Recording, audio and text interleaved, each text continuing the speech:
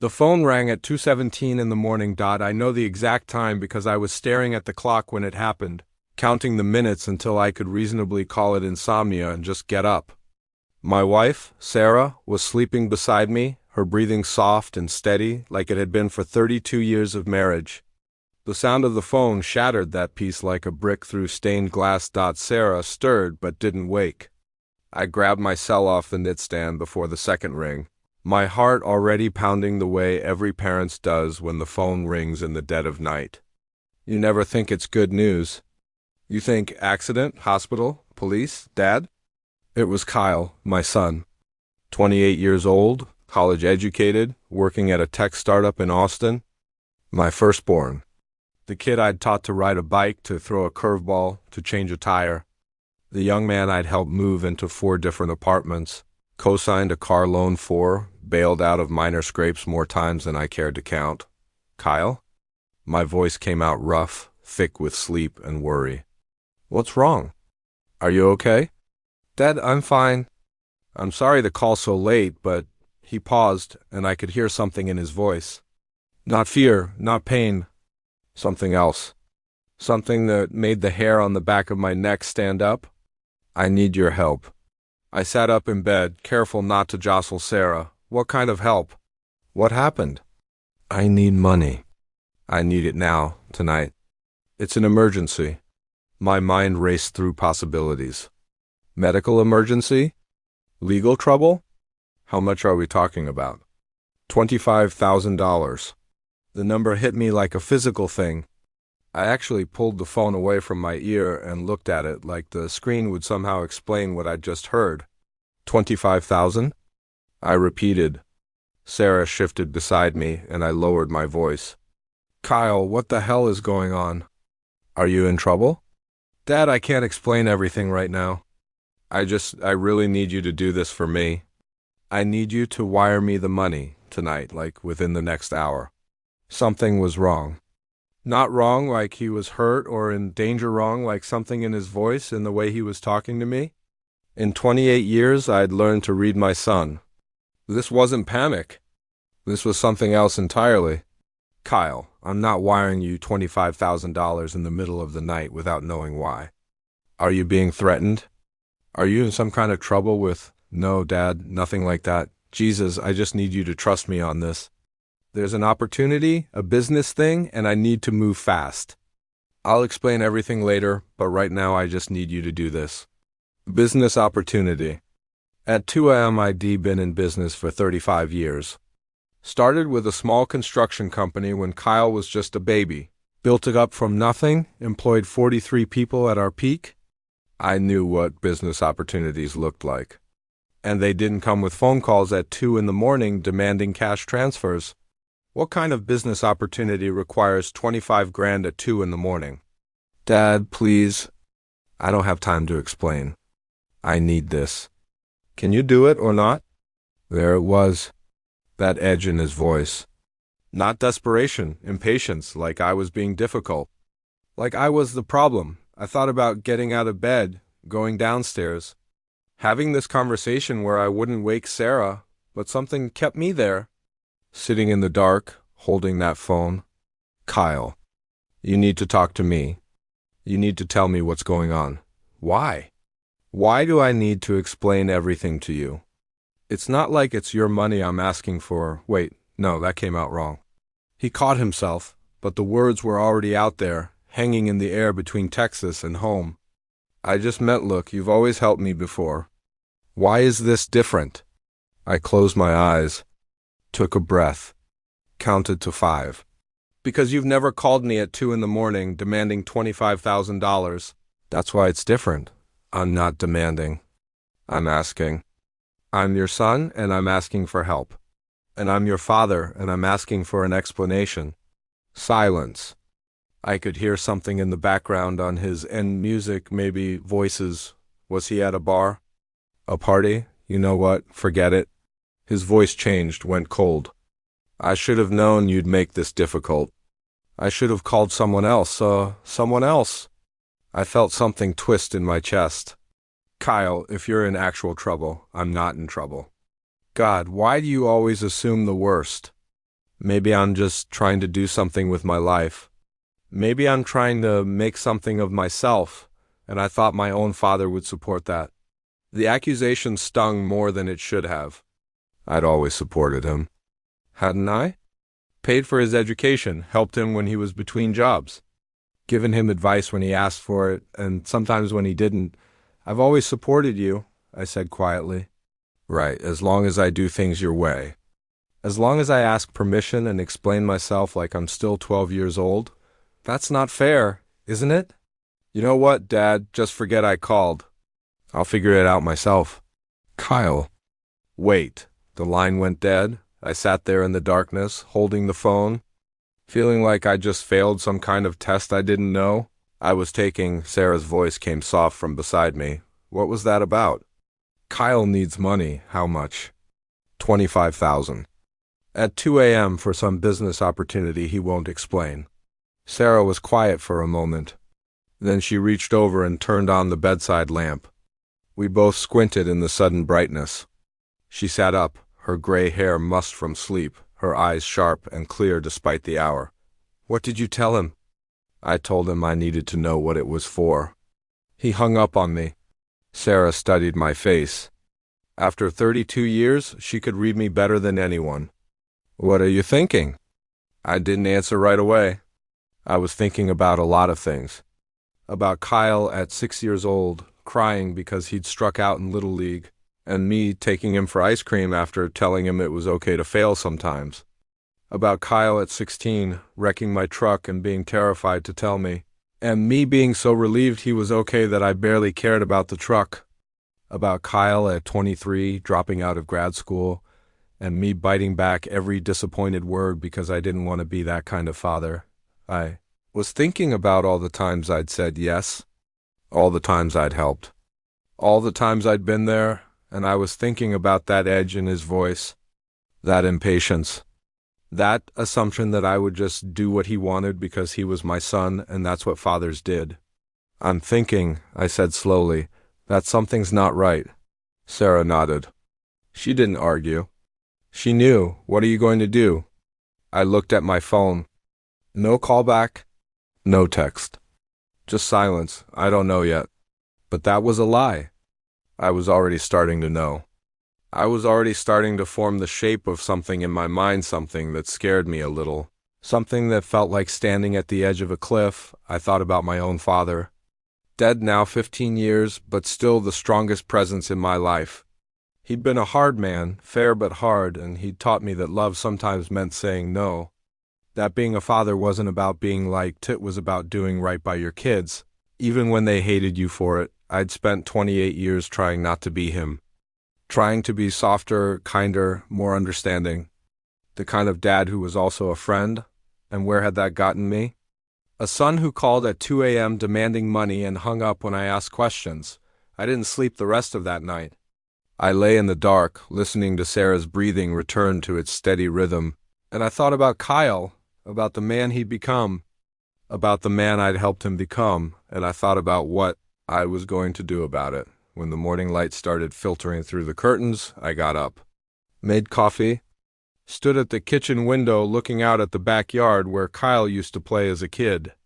There was still a tree out there with the remnants of a rope swing hanging from it. Weathered and frayed, but never quite removed. My phone buzzed on the counter. Text from Kyle. I got the money from someone else. Thanks for nothing. I stared at those words. Read them 3 times. Thanks for nothing, like 28. Years could be reduced to one refused request at 2 a.m. like everything I'd done, everything I'd given, everything I'd sacrificed meant nothing because I'd said no this one time, or maybe not even said no. Maybe just asked why. That's when I made my decision. That's when the plan started to form, fully shaped, clear as glass. I was going to teach my son a lesson. Not out of anger, though I'd be lying if I said there wasn't anger. Not out of spite, though I'd be lying if I said it didn't hurt. But out of love? Out of that terrible, fierce love that makes you do hard things because easy things aren't always right things. I was going to show Kyle what thanks for nothing really meant. I was going to show him what nothing looked like. I didn't tell Sarah right away. Not the whole plan? She knew me well enough to know I was up to something, but I needed a few days to put the pieces together. To make sure I was doing this right, the first thing I did was call my lawyer, Tom Mitchell. We'd known each other since high school, and he'd handled all my business affairs for years. He listened while I explained what I wanted to do, and when I finished, there was a long silence on the other end of the line. "Jesus, Mike," he said finally. "That's pretty hardcore. Is it legal?" "Legal? Yeah, it's all legal. But your son's going to hate you." "Maybe, but maybe he needs to hate me for a while." Tom sighed. "You're the client. I'll draw up the papers." Next, I called my accountant, Betty Chun. She'd been doing my taxes for 15 years and knew every dollar I had to my name. I explained what I needed, and she was quiet for so long I thought the call had dropped. "Betty? I'm here. I'm just, trying to understand why you'd want to do this. Because my son needs to learn something I should have taught him a long time ago. This is going to be complicated." "I know, and expensive. I know that too." She agreed to help. They all did, Tom, Betty, even my business partner Ray, who I brought into the plan because I needed his cooperation for some of what I was about to do. They all thought I was crazy, but they helped anyway. For the next week, Kyle didn't call. Didn't text, nothing. I found out later, through his sister Emma, that he'd borrowed the money from his girlfriend's parents. People he'd known for less than a year. People who'd said yes without asking questions, which apparently made them better than his own father. Emma called me on a Thursday evening, her voice tight with tension. "Dad, what happened with Kyle?" "He's really upset." Emma was our youngest, 24, teaching elementary school in Portland. She'd always been the peacemaker in the family, the one who tried to smooth over every conflict, every rough edge. He called asking for money, and I wanted to know what it was for. That's what happened. He said you refused to help him. I didn't refuse. I asked questions. There's a difference. Dad, he's really hurt. He thinks you don't trust him. I sat down heavily in my chair. Outside, the sun was setting, painting the sky orange and purple. Emma, he called at 2 a.m. demanding $25,000. He wouldn't tell me what it was for. What was I supposed to do? He said it was a business opportunity. At 2 a.m.? She was quiet for a moment. I don't know, Dad. I'm just telling you he's upset. Maybe you should call him? Talk to him. Maybe he should call me. Another silence. Then you guys are so stubborn. Both of you. After we hung up, Sarah came and sat beside me. She'd been listening from the kitchen. Emma's right, you know. You're both stubborn. I learned it from my father. Kyle learned it from me. So what are you going to do? I turned to look at her. My wife of 32 years. The woman who'd been beside me through everything, the lean years when we were building the business. The good years when everything seemed to work. The hard years when it didn't. She knew me better than I knew myself sometimes. I'm going to do something crazy. How crazy? I told her. The whole plan, start to finish.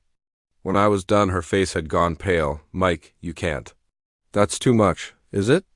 Or is it exactly enough? He's your son. I know. That's why I have to do this. She stood up, walked to the window, stood there with her back to me.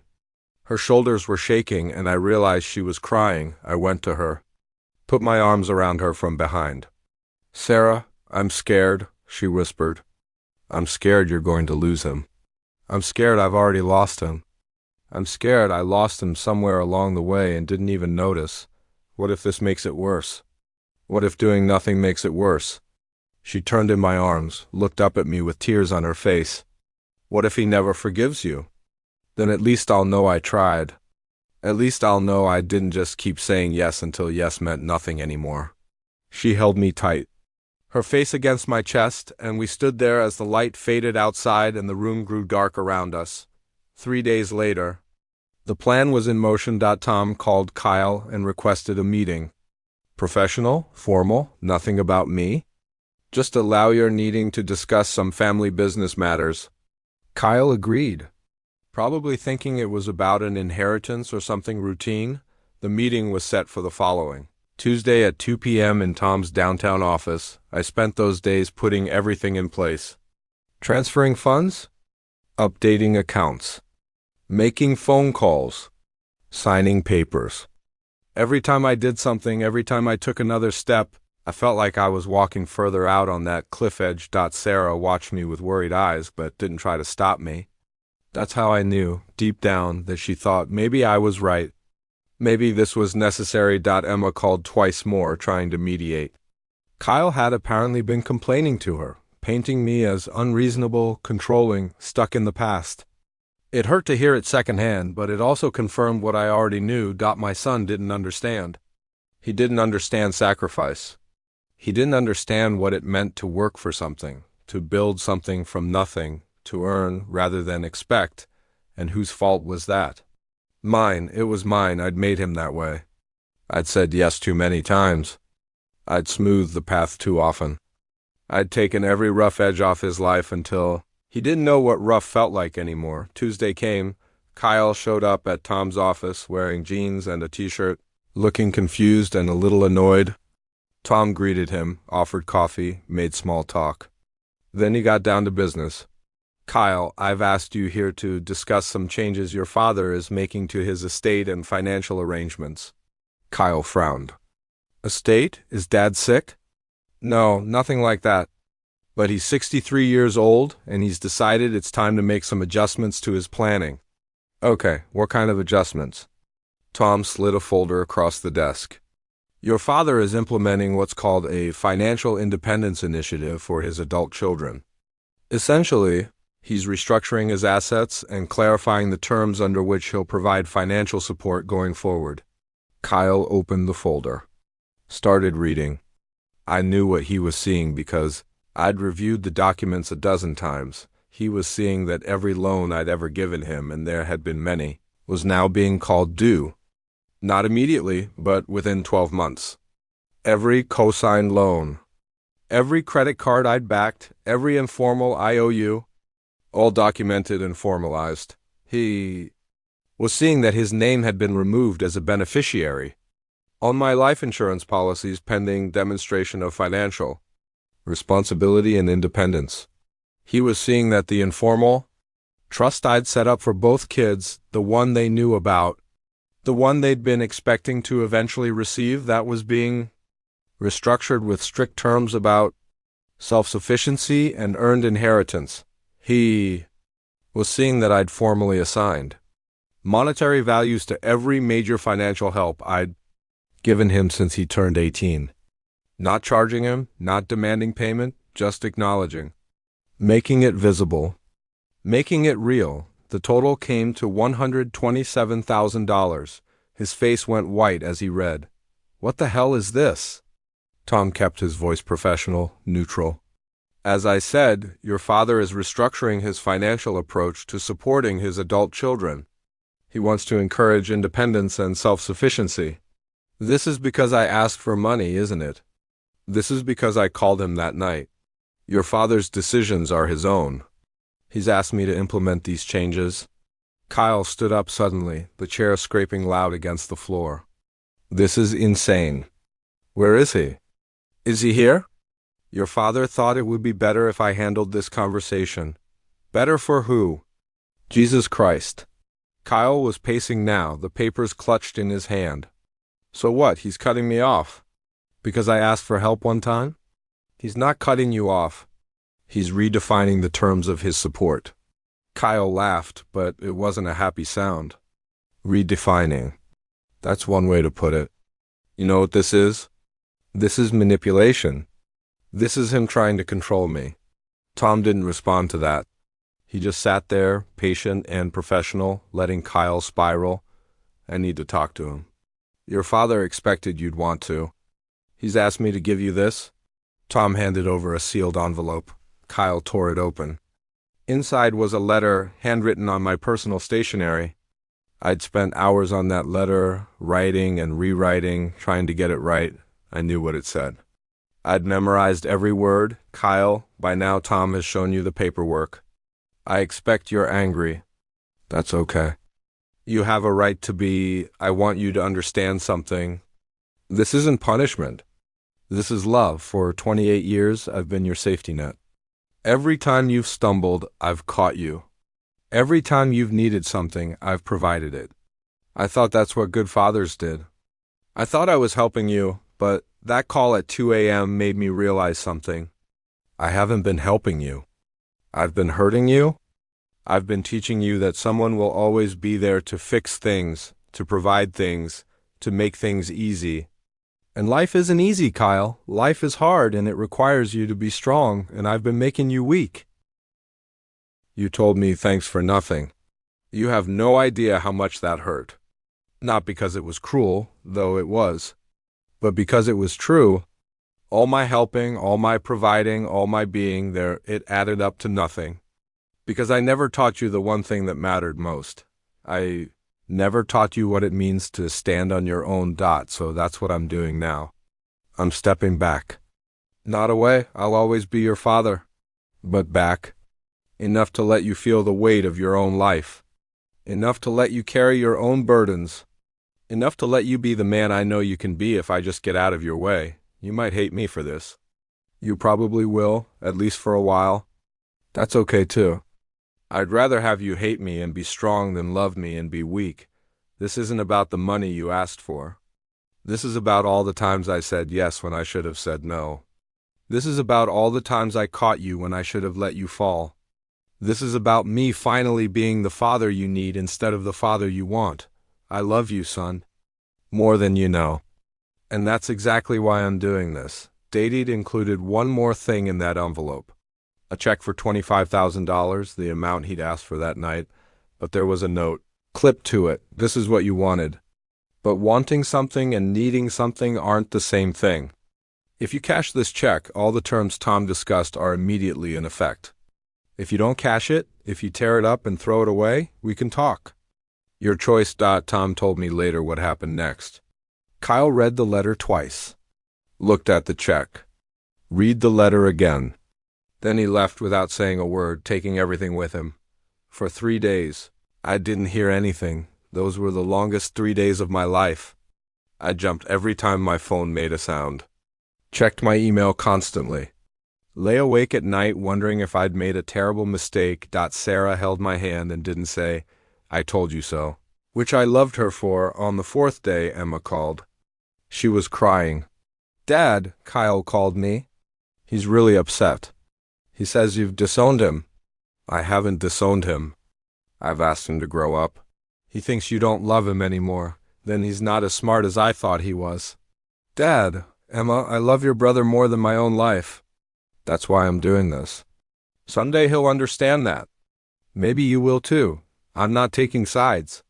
I'm not asking you to. I'm just asking you to trust me." She was quiet for a long moment. Then, "Did you really give him $25,000 with a condition attached?" "Yes, that's pretty messed up, Dad. I know. But also kind of brilliant." I smiled for the first time in days. "You think so?" "I think you're either the wisest father in the world or the craziest." "Probably both." After we hung up, I sat in my study, looking at the photos on the wall. Kyle at every age, every stage. Baby pictures. School photos. High school graduation, college, his whole life mapped out in frames. I wondered which version of him I'd been talking to at 2 a.m. that night. Which version had demanded money and hung up when I asked why? Which version had borrowed from strangers rather than explain himself to his father? And I wondered which version would emerge from this. The one who cashed the check? Or the one who tore it up? A week passed. Then the check wasn't cashed, but Kyle didn't call either. It was Sarah who finally broke the silence. 6 weeks after Tom's meeting with Kyle, she sat me down at the kitchen table and said, "Enough what? Enough what? Enough of this standoff. Enough of both of you being too proud to make the first move. Enough of me watching you check your phone every 5 minutes hoping he'll call. I'm not, Mike." She gave me that look. The one that said she could see right through me. "I know you. You're miserable. You thought you were teaching him a lesson, but you're the one suffering. He's the one who needs to. He's your son. You're stubborn, proud, foolish son who is exactly like you in every way that matters. And you're both going to stand on your pride until one of you dies if someone doesn't do something. I wanted to argue. Wanted to say she was wrong, that Kyle needed to be the one to reach out, that this was part of the lesson. But I couldn't. Because she was right, I was miserable. Every morning I woke up and checked my phone. Every night I went to bed wondering if today would be the day. Every time I saw something funny or interesting, my first thought was, I should tell Kyle about that. Followed immediately by the hollow realization that we weren't talking. Emma had stopped calling as often. The few times we did talk, there was a careful awkwardness to it, like she was walking on eggshells. She'd mention Kyle occasionally. He was fine, he was working hard. He'd moved to a new apartment, and each piece of information felt like a small gift and a large reminder that I was hearing about my son's life secondhand. What do you want me to do? I asked Sarah. Call him and say what? Say hello. Say you miss him. Say you're sorry if that's what it takes. I'm not sorry for what I did. Then say that. Say something. Mike, you did what you thought was right. I respect that. But doing the right thing doesn't mean you have to lose your son over it. She was right. Of course she was right. That night I wrote another letter. Not for Tom to deliver. This one was for me to send directly. Kyle, it's been 6 weeks since Tom met with you. 6 weeks since I laid out my terms and asked you to make a choice. You didn't cash the check, and I respect that. But you didn't call either, and that's harder than I expected it to be. I miss you. That's what I wanted to say. I miss you, and I'm proud that you didn't take the easy way out. I'm proud that you've been handling your own affairs. Emma tells me you're doing well, that you're working hard, that you've moved to a better place. That's what I wanted for you, to see that you could do it yourself. But here's what I didn't understand when I started all this. I thought I was teaching you about independence and self-sufficiency and standing on your own 2 feet. And maybe I did teach you those things. But I forgot to make sure you knew the other thing, the more important thing. You can be independent and still need people. You can stand on your own 2 feet and still ask for help. Being strong doesn't mean being alone. I think I got confused somewhere along the way. I think I tried to teach you to not need me, when what I should have taught you was to need me differently. Not as a safety net or a bank account, but as a father, as someone you can talk to, as someone who cares about what happens to you. That call at 2 a.m., it wasn't about the money, son. It was never about the money. It was about the way you asked. Like I was an ATM, like our relationship was transactional.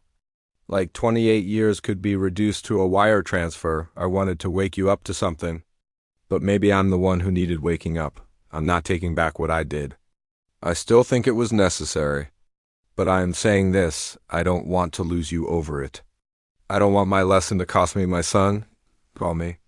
Or don't. But know that I love you. Know that my door is always open. Know that being a man who stands on his own doesn't mean standing alone. That I mailed it the next morning before I could second-guess myself for 3 days. Nothing. Then, on a Saturday morning, while Sarah and I were having coffee on the back porch, my phone rang. Kyle. My hand shook as I answered. Hello? Hey, Dad. His voice was quiet, careful. Kyle, how are you? I don't know. I got your letter. Yeah. You're right. About a lot of things. About me treating you like an ATM. About me expecting you to always say yes. About me not understanding what you've done for me. I felt my throat get tight. Kyle, let me finish. You're right about a lot of things. But you're wrong about something too. What's that? You think you failed me? You think you made me weak by helping me too much. But Dad, you didn't make me weak. You made me comfortable. There's a difference. I didn't say anything. I couldn't. I've been thinking about this for weeks, he continued. About that night I called you. You want to know what that business opportunity was? If you want to tell me, it was crypto. A friend told me about this investment opportunity, said I could triple my money in a month. We were out drinking and it sounded amazing, and I just I wanted to do it. I wanted to be the guy who made a big move, took a big risk, came out on top. And I wanted to do it without asking permission, without explaining myself, without having to justify it to anyone. He paused. I could hear him take a breath. So I called you. At 2 a.m., drunk, demanding money for an investment I didn't understand, wouldn't explain, and couldn't justify. And when you asked me about it, I got mad.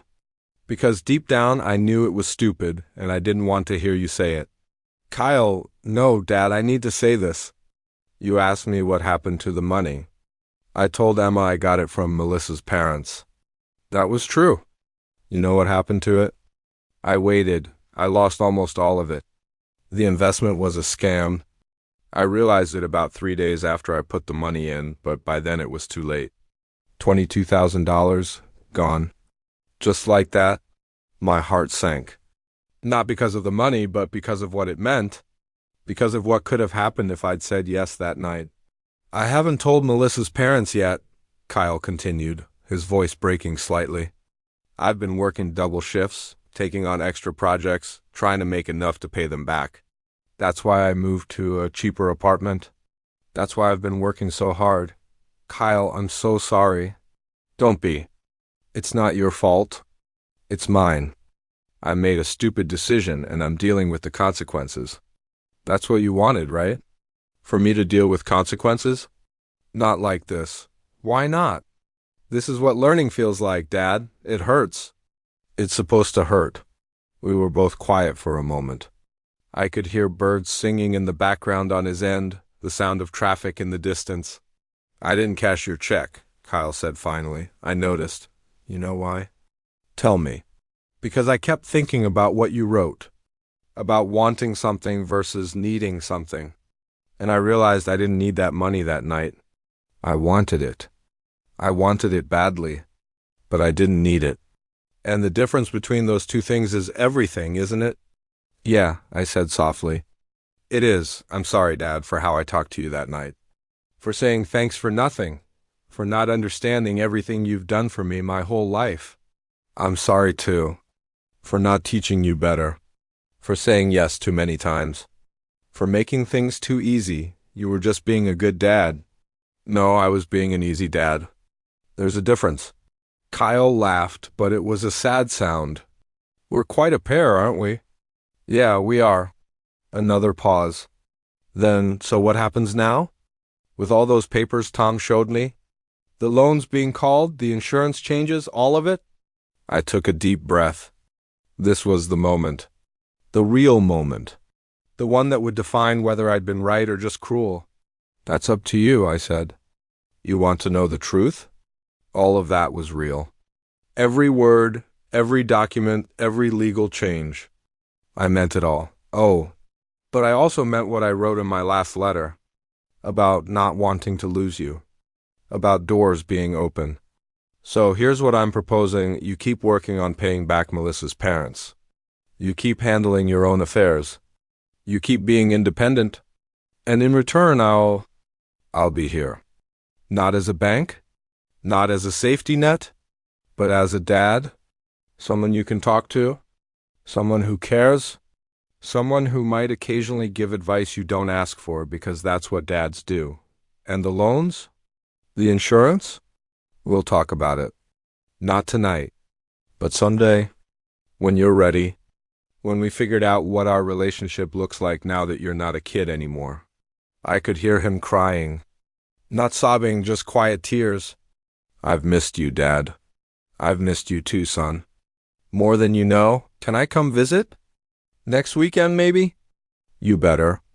Your mother's been driving me crazy asking about you. He laughed, for real this time. Tell her I love her. Tell her yourself.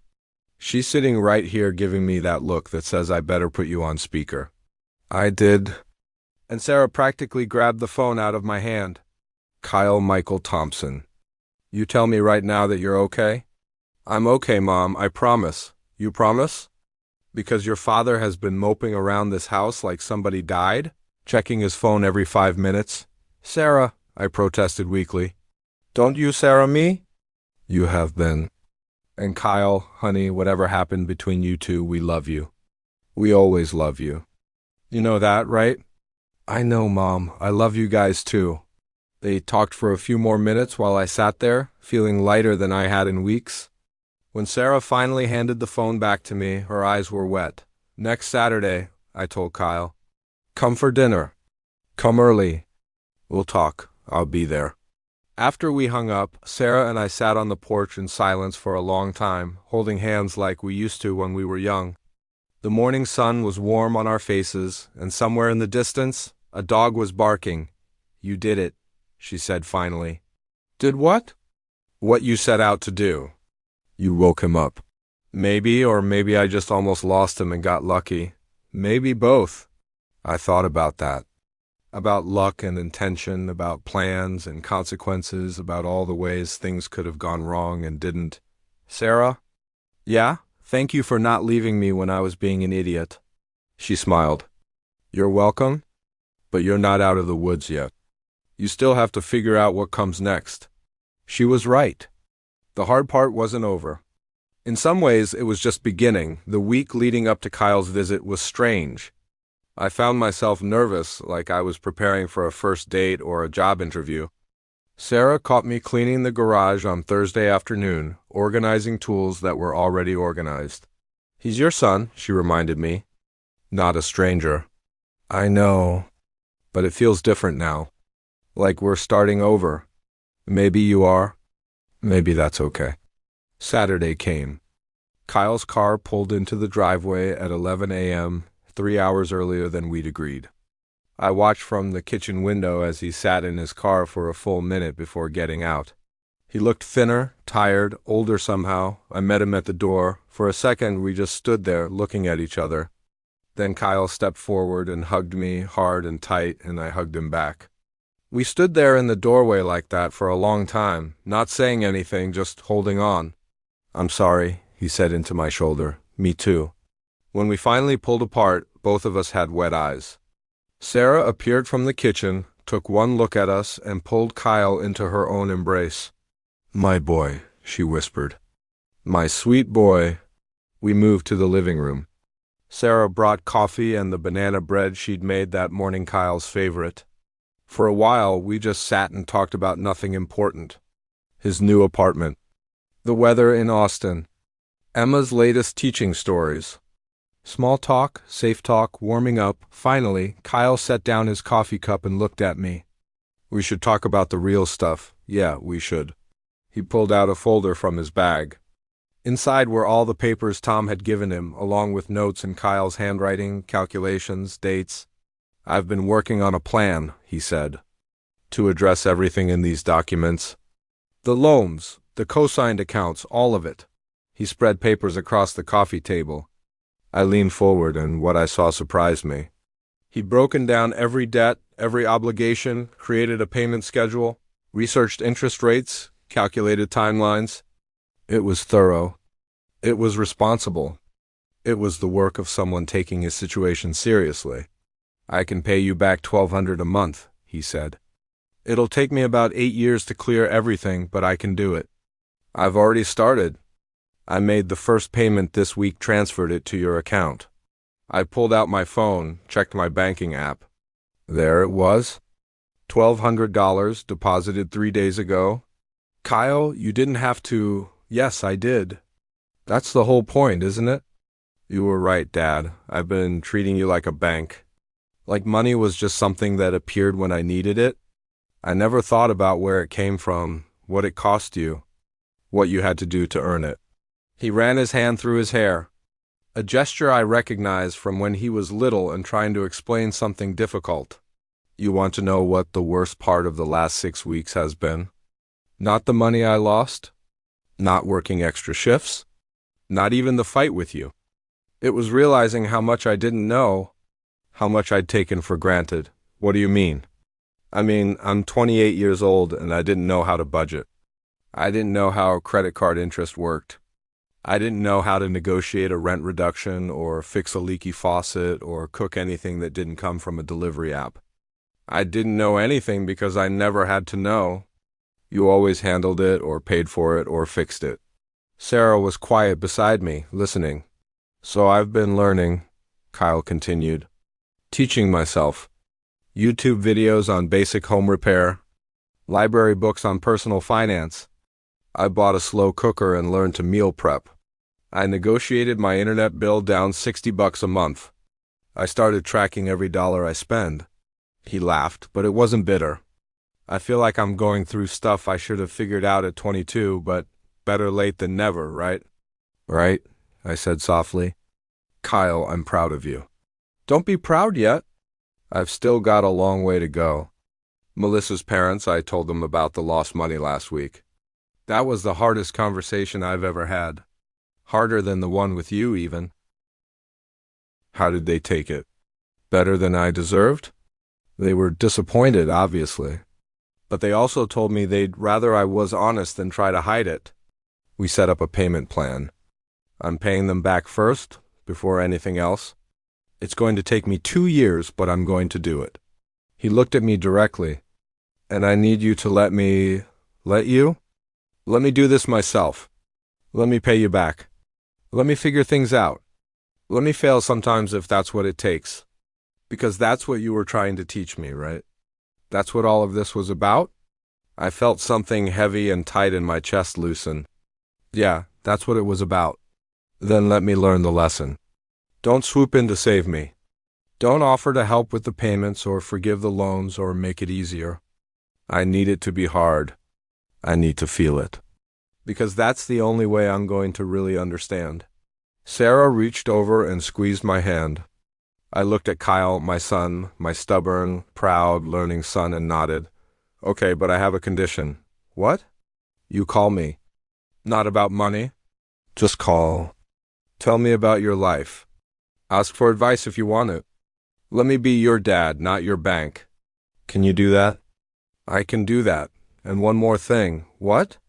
I stood up, went to my study, and came back with an envelope. Inside was the check I'd given him, the one he'd never cashed. I tore it into pieces in front of him and dropped them in the trash. That test is over. You passed. Kyle's eyes got bright. Dad, you didn't take the easy way. You chose to do it right. That's all I wanted to know. That when it mattered, you'd make the right choice. What about all the other stuff? The insurance, the trust, all the changes you made? I sat back down. Here's the truth, Kyle. Everything in those documents was real. I meant every word. But it was also ... temporary, conditional, a wake-up call. I don't understand. The trust is still there. The insurance is still there. Your inheritance is still there. But now you know what it is. You know what it's worth? You know that it's not automatic, not guaranteed. You have to earn it not by paying me back, but by becoming the kind of man who deserves it. By being responsible. By standing on your own 2 feet. By understanding that money is earned, not given. He was quiet for a long moment. So this whole thing, the documents, the lawyer, Tom's meeting, it was all a bluff? Not a bluff? A lesson. A test. A wake-up call. Call it what you want. But it was necessary. And you know it was... He nodded slowly. Yeah, I do know. I hated it. I hated you for a while there. But you were right. I wasn't trying to be right. I was trying to be your father. Same thing, isn't it? Not always.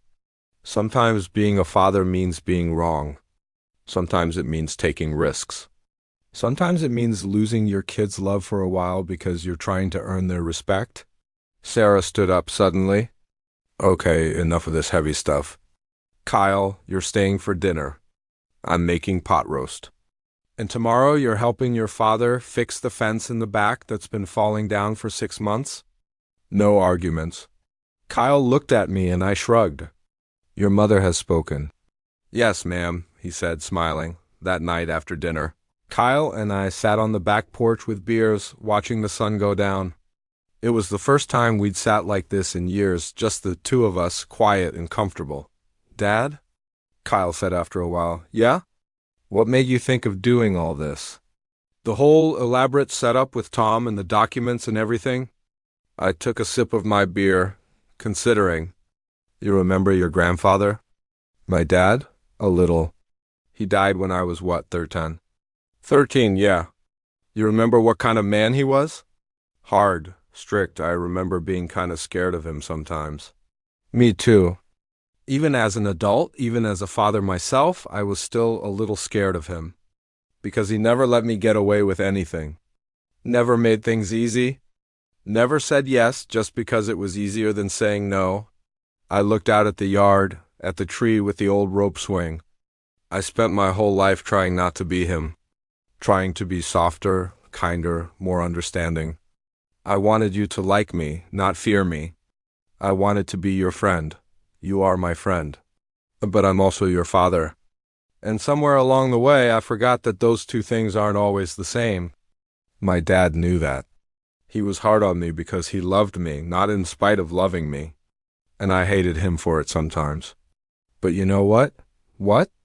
Every hard thing I've done in my life, every success I've had, every challenge I've overcome, I've done it with his voice in my head telling me I could. Telling me to be strong. Telling me to figure it out myself. He didn't give me fish. He taught me to fish. And I was so busy trying not to be him that I forgot to teach you. Kyle was quiet, absorbing this. That call at 2 a.m., I continued, it was like a slap in the face. Like suddenly I could see clearly what I'd been doing. I'd been helping you so much that I'd stopped you from helping yourself. And I realized if I didn't do something drastic, you were going to be 40 years old still calling me at 2 a.m. expecting me to fix things. I wouldn't have, you would have, because I'd trained you too. Every time I said yes, every time I made it easy, I was training you to depend on me instead of yourself. And that's not love, Kyle, that's fear. Fear of you being mad at me. Fear of you struggling. Fear of being the bad guy, so you decided to be the bad guy. I decided to be your father. Really be your father. Even if it meant you hated me. He shook his head. I didn't hate you. I was angry, yeah, hurt, confused, but I didn't hate you. And honestly, part of me was relieved. Relieved? Yeah, because deep down I knew I was screwing up. I knew I was too dependent. I knew I should be more capable, more independent. But it was easier not to change. Easier to just call Dad when things got hard. But that night, when you said no, or really, when you asked why, it was like you were calling me out. And I needed that. We sat in silence for a while. The sky had gone purple and gold, and fireflies were starting to appear in the grass. You know the weirdest thing? Kyle said, "What?" I'm happier now than I was before. I'm working harder, making less money, living in a worse apartment, stressed about bills for the first time in my life. And I'm happier. How messed up is that? I smiled. It's not messed up. It's being an adult. Real happiness comes from earning things, not having things handed to you. From knowing you did it yourself. From being proud of who you are, not what you have. Is that from Grandpa too? That's from experience. From building a business from nothing. From working 70-hour weeks when you were a baby because I wanted to give you a better life. From knowing what it feels like to earn something versus being given something. I'm going to try to give that to my kids someday. If I have kids, you will. And you'll make your own mistakes, teach your own lessons. That's how it works. Every generation figures it out a little differently. But the basics are the same? The basics are the same. Love them, teach them, let them fail. Be there to help them up, but don't carry them everywhere. And for God's sake, don't answer the phone at 2 a.m. without asking questions. He laughed. Deal. Kyle stayed the whole weekend. Sunday morning, true to Sarah's word, we fixed the fence together. It was hot, sweaty work, and we didn't talk much while we did it. Just worked side by side, passing tools, measuring boards, hammering nails. At one point, Kyle hit his thumb with the hammer and let out a string of curses that would have made a sailor proud. I just handed him a Band-Aid and kept working. The old me would have taken over, done it for him. The new me let him curse and bleed a little and figure out a better way to hold the nail. When we finished, we stood back and looked at our work. The fence was straight and sturdy, and we'd done it together. Thanks for letting me help, Kyle said. Thanks for being willing to learn. That afternoon, as he was packing his car to head back to Austin, Kyle turned to me one last time.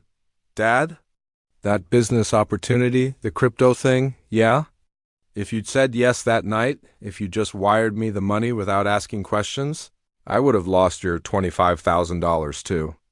It would have been gone, just like Melissa's parents' money, and I never would have told you. I would have let you think I'd done something smart with it, something successful, and I would have come back asking for more when the next opportunity came along. He let that sink in. So thank you for saying no, for asking why, for caring enough to be the bad guy. You didn't just save your money. You saved me from becoming someone I wouldn't have liked very much. I hugged him tight. I love you, son. I love you too. Dad, I'll call you next week. You better. I watched him drive away, standing in the driveway long after his car had disappeared. Sarah came out and stood beside me, slipping her hand into mine. You okay? She asked. Yeah, I think I am. He's going to be okay. You know, he's going to be better than okay. I knew, and you did the right thing. I was scared, and I doubted, but you were right. We'll see. Ask me again in 10 years. She smiled. I will. Was 3 months ago. Kyle calls every Sunday now, not to ask for anything, just to talk, to tell me about his week, his job, his life, to ask advice sometimes usually about practical things like whether he should fix his car or buy a new one, how to handle a difficult coworker, whether the apartment across town was worth the extra rent. I give him advice. Sometimes he takes it, sometimes he doesn't. That's okay too. He's still paying back Melissa's parents, still making his monthly payments to my account, though I'm secretly putting that money aside for him, for later, when he's really ready for it. He doesn't need to know that yet. Last week, he told me he got a promotion at work, more responsibility, better pay, a real future with the company. He sounded proud, not proud that he'd been given something, but proud that he'd earned it. I've been thinking, he said during that call, about what you said, about the difference between wanting something and needing something. Yeah. I think I'm finally starting to understand it. Like, I want a new car. Mine's got 170,000 miles on it and makes weird noises, but I don't need a new car. Not yet. I can keep this one running for another year, maybe 2, and put that money toward paying off my debts. And that feels good. Making that choice, deciding what matters, that's exactly right. Is this how you felt? When you were building your business, making hard choices, doing what needed to be done instead of what you wanted to do, every single day. It's exhausting. It is, but it's also kind of amazing. It is that too. Emma called me this morning. She'd talked to Kyle last night, and she wanted me to know something. He told me what really happened, she said, with the money, the investment, all of it. And he told me what you did. The whole elaborate plan, the lawyer meeting, everything. Emma, Dad, I just wanted to say thank you for caring enough about Kyle to do the hard thing, for not taking the easy way out, for being brave enough to risk losing him in order to save him. Not everyone would do that. He's my son. Of course I would. That's exactly why you're a good father. After we hung up, I sat in my study for a long time, thinking about that, about what makes a good father, about all the ways I'd gotten it wrong and the few ways I've gotten it right. I thought about my own father, dead now 15 years, but still present in everything I do. I thought about how angry I'd been at him sometimes, how unfair I'd thought he was, how hard, and I thought about how grateful I was now for every hard lesson, every time he'd said no, every time he'd made me figure it out myself. I pulled out a box from the bottom drawer of my desk. Inside were old letters, photos, mementos, and there, at the bottom, was a letter my father had written me when I'd started my business. I'd been 25 years old, terrified, convinced I was going to fail. I unfolded the yellowed paper and read his handwriting strong, clear, certain. Son, you're going to want to quit, probably many times. You're going to have days where nothing goes right, and you wonder why you ever thought you could do this. Don't quit. You're going to have people tell you you're crazy, that you should play it safe, that you should take the easy path. Don't listen to them. You're going to fail sometimes. You're going to make mistakes. You're going to lose money and time and sleep. Learn from it. But most importantly, remember this. The hard way is usually the right way. The easy path doesn't lead anywhere worth going. And being a man means doing hard things, not avoiding them. I believe in you. Not because I think everything will be easy, but because I know when things get hard, you'll figure it out. Because that's what I taught you. Not to avoid problems, but to solve them. Love, Dad. I read that letter twice. Then I took out a piece of paper and started writing. Kyle, you probably don't need this letter. You're figuring things out just fine on your own. But I wanted to write it anyway, because someday you might need it, and I want you to have it. What I did 3 months ago, the lawyer meeting, the documents, the whole setup, it wasn't about punishing you. It wasn't about the money. It was about waking you up to who you could be. You're doing it, son. You're becoming that person. I see it in the way you talk about your job, your life, your challenges. I hear it in your voice when you tell me about paying off your debts, about learning to budget, about fixing your own problems. You're becoming a man who doesn't need me to rescue him. But here's the thing, I hope you understand. Not needing me to rescue you doesn't mean you don't need me at all. It just means you need me differently now. You need me to listen, to advise, to be proud of you, to believe in you, to be here when you want to share good news or ask questions or just talk about nothing. That's what fathers are for. Not to carry you everywhere, but to walk beside you. Not to solve all your problems, but to help you figure out how to solve them yourself. I'm proud of you. Not for being perfect, you're not, and you don't need to be. I'm proud of you for being strong enough to struggle, for being brave enough to fail, for being wise enough to learn. My dad once told me that the hard way is usually the right way. I didn't understand it when I was young. I resented it, but now I know he was right, and I hope someday, when you have kids of your own, you'll understand it too. Keep calling me on Sundays. Keep asking questions. Keep figuring things out. Keep being the man I always knew you could be. I love you, son. I always have. I always will. Dad, I sealed the letter in an envelope, wrote Kyle's name on it, and put it in the box with my father's letter. Someday, I'd give it to him. Maybe when he has his own son. Maybe when he calls me at 2 a.m. asking how to handle his own kid's mistakes. Or maybe I'd just mail it tomorrow. Let him have it now. While the lesson was still fresh. Sarah found me there an hour later, still sitting at my desk, staring at nothing. What are you thinking about? She asked. About fathers and sons. About lessons and love. About all the ways we try to save our kids and all the ways we need to let them save themselves. She came and stood behind me, put her hands on my shoulders. You did good, Mike. You did the scary thing, the hard thing, and it worked. Did it? I don't know. Ask me in 10 years. I'm asking now. I thought about Kyle's voice on the phone, about his payment plan and his budgets and his pride in earning his promotion, about the way he'd hug me before leaving, tight and real and grateful. Yeah, I said finally. I think maybe it did work. Not the way I planned. Not perfectly, but it worked. That's all we can ask for as parents. To do our best, teach our lessons, and hope they stick. My dad used to say that the measure of a parent isn't how successful their kids are. It's how well their kids handle failure.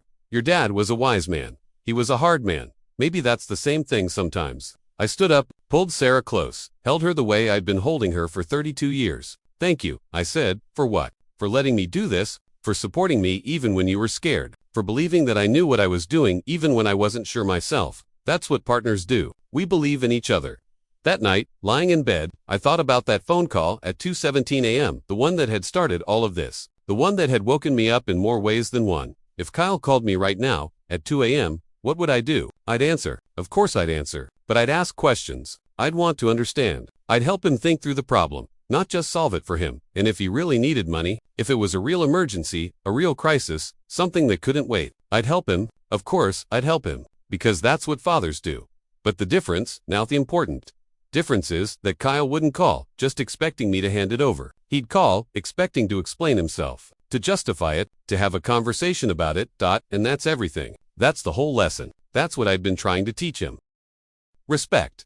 Responsibility. The understanding that help is something you ask for, not demand. That support is a gift, not a right. That being loved doesn't mean being indulged. My phone sits on the nightstand, silent in the darkness. It won't ring tonight. Probably won't ring at 2 a.m. for many years to come. But if it does, I'll be ready. Not to say yes, not to say no, but to say what matters most. Tell me what's going on, son. Talk to me. Because that's what fathers do. We listen, we guide, we love.